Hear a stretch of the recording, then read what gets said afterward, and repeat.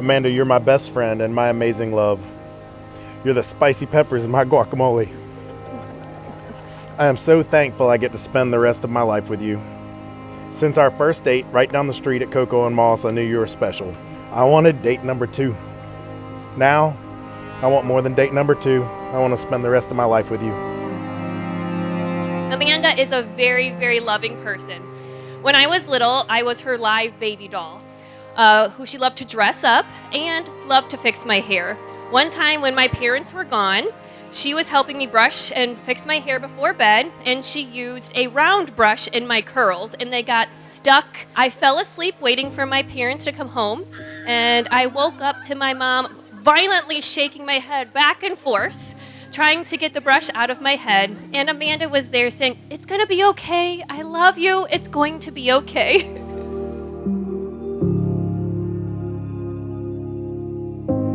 You guys are making a conscious decision today to love one another on a different level. You're making a conscious decision that even though you're not perfect, it's going to be worth it.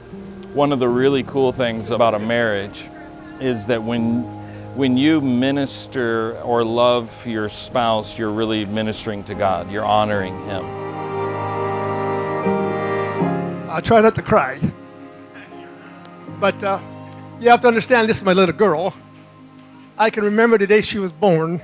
The nurse brought her into my wife to hold, and she was holding, she wouldn't quit crying. And I said, all she needs is her daddy. That's all that's wrong. She turned her head like this here and looked at me.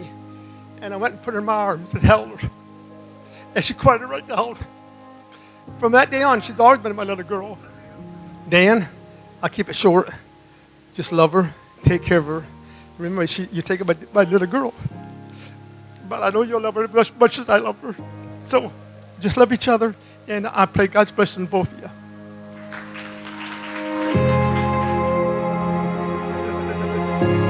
Dan, I want you to know you have a great woman you are getting.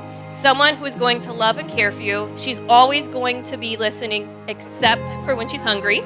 She will encourage you to be the best you. And she will be someone that will negotiate on your behalf. You have a great cheerleader in your corner. I love you both, and welcome to the family, Dan.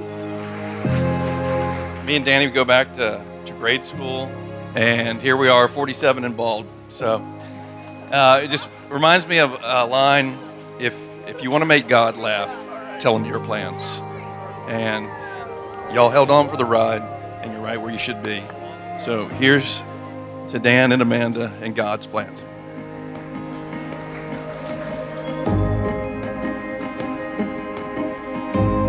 We know the scripture says that when you love the least of these, you're doing it unto Him. If you help the poor, we're blessing the Lord. So when you bless your wife, you're really ministering to the Lord because she is God's favorite. Yeah?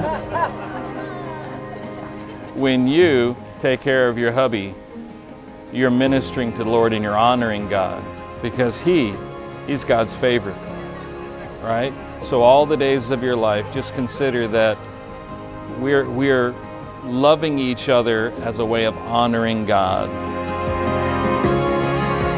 I'm so grateful for the day that you swiped right on Bumble. I promise to have lots of fun and adventures when times are great. Today and forever, I give you all of me, the good and the bad, but you have all that I am, and you get to keep me for a long time. I love you. Yep. Not yet. Not yet, no. Dan, you're my best friend, my biggest encourager, #1 supporter, and so much more. You bring joy not just to me, but to whoever you're around, with your sense of humor and your enthusiasm. I couldn't have imagined a man who loves me the way you do. You're everything I've always prayed for and more. Today and forever, I vow to respect and honor you. I promise to be faithful and supportive. I vow to be patient. Most of all, though, I vow to love you tomorrow and forever, just as much, if not more, than I do today. Life with you is always an adventure. I'm looking forward to a lifetime of memories as being your wife. I love you. What God has joined together, let no man separate. Dan, you may now kiss your bride. Ladies ladies and gentlemen, I present to you Mr. and Mrs. Dan Host.